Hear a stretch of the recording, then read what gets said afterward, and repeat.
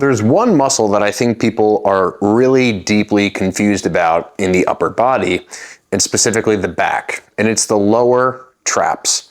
Now, why are people confused about it? Well, I can't speak for everyone, but speaking from personal experience, what I used to think was that the lower traps basically like pulled everything down, okay? And I'm gonna show you why with a simple representation here that's not correct, and really what exercises that we can do to train the lower traps most specifically.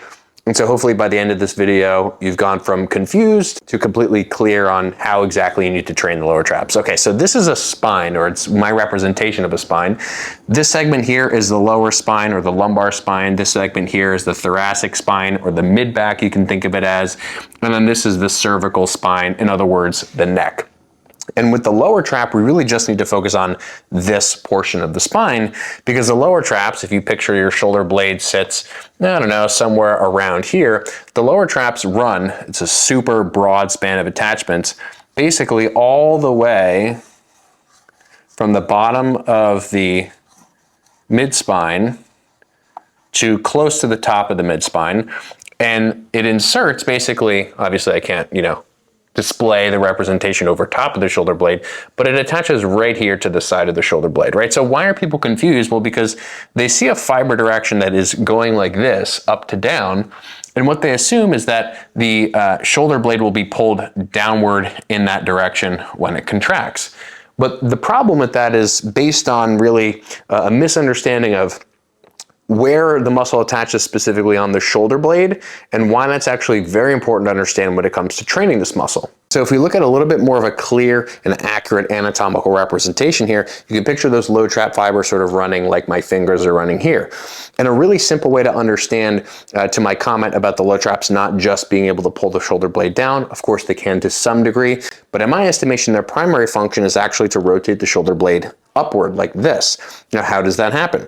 Well, if the low trap's attached to this point on the shoulder blade, just think about it simply. Picture a string, attach a string here, and just run that string sort of in the middle of all those fibers down this way. What would that string do when it pulled in that direction?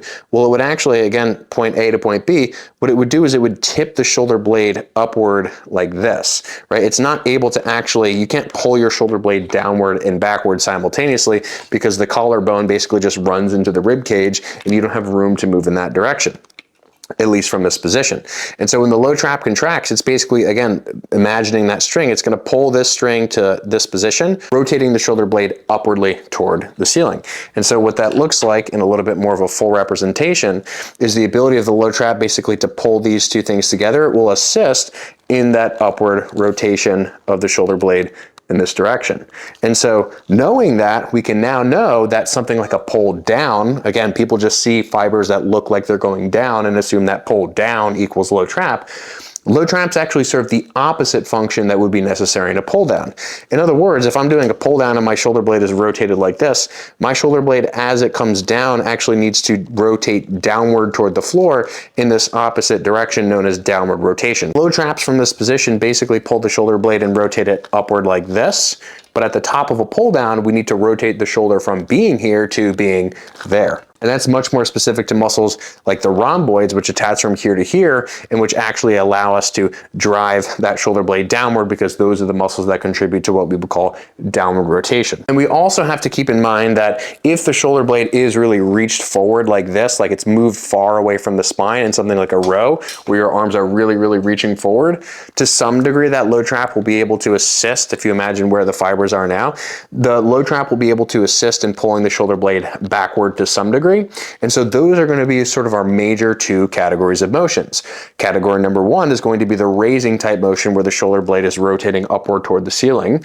And then category two is basically going to be any motion where our shoulder blade is getting sort of pulled forward in this direction, where we need to pull it backward. And so this kind of motion, the lower traps can aid and assist in, specifically in something, yes, like a row, as I mentioned, but also in something like a Y raise. Why? Well, because in a Y raise type motion, the scapula scapula and the arm get pulled forward and around the body. And as the scapula moves backward, it's basically moving directly toward where the lower traps are pulling from. And in addition, because the arm will end up in somewhat of a position kind of like this, you can imagine how basically there's a straight line from the upper arm through the shoulder blade and into the low traps, which means that the low traps are going to play a big role in creating stability of this bone as this bone moves through the Y-raise type motion. So then overall, we can really categorize low trap training into 3 simple buckets.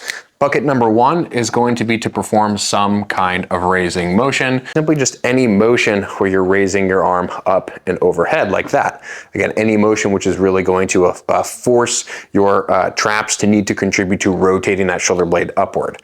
And that's sort of category number 1. Category number 2 is going to be some kind of rowing motion where you're allowing for those shoulder blades to really be reached forward and where you're going to be pulling back sort of, maybe not super tight to your body and not super wide, but somewhere in between. The low traps are going to assist in some motion like that. And again, that's really to train that more sort of sliding quality of the low traps. And something that would sort of be considered in between these two things is something like a Y-raise type motion. So this kind of raise is maybe going to be like a more of a pure, like I'm raising my arm up and out to the side and overhead. And this is going to be that motion that I demonstrated where the arm's getting pulled forward and across the body so that you can then pull backward and sort of behind the body to really feel that low trap. And again, what you can do just to sort of test this right now as you're watching is take your arm in this position and pull your arm backward. Pull your arm backward as far behind your body as you can, and you'll immediately sort of feel the connection to that lower trap. And again, so keep in mind that that top position where you're pulling backward is going to be really, really important. And this kind of motion will probably be the most biased out of any of these 3. So if you're thinking to yourself like, okay, I don't want to dedicate 3 separate exercises to my traps, and guess what? The low trap specifically will be, most of you are probably doing some kind of raise and some kind of row already in your program, or at least I would assume. So just throwing in this motion and specifically emphasizing the top of that motion is going to be a really, really important thing for further developing this low trap. And this might be an exercise that you haven't done before. And so if it's new to you and if it's novel, then more the better for you. You might be able to achieve some new gains in the low traps that you haven't been able to sort of stimulate specifically just because you've never done this kind of motion. So I hope this was a very simple and clear way to conceptualize the low traps. Again, the key takeaway here is that the low traps are not going to be the muscles to really pull our shoulder blades down in large part, but they are going to be a muscle that's very important for these kinds of motions, and most specifically the Y-raise type motion.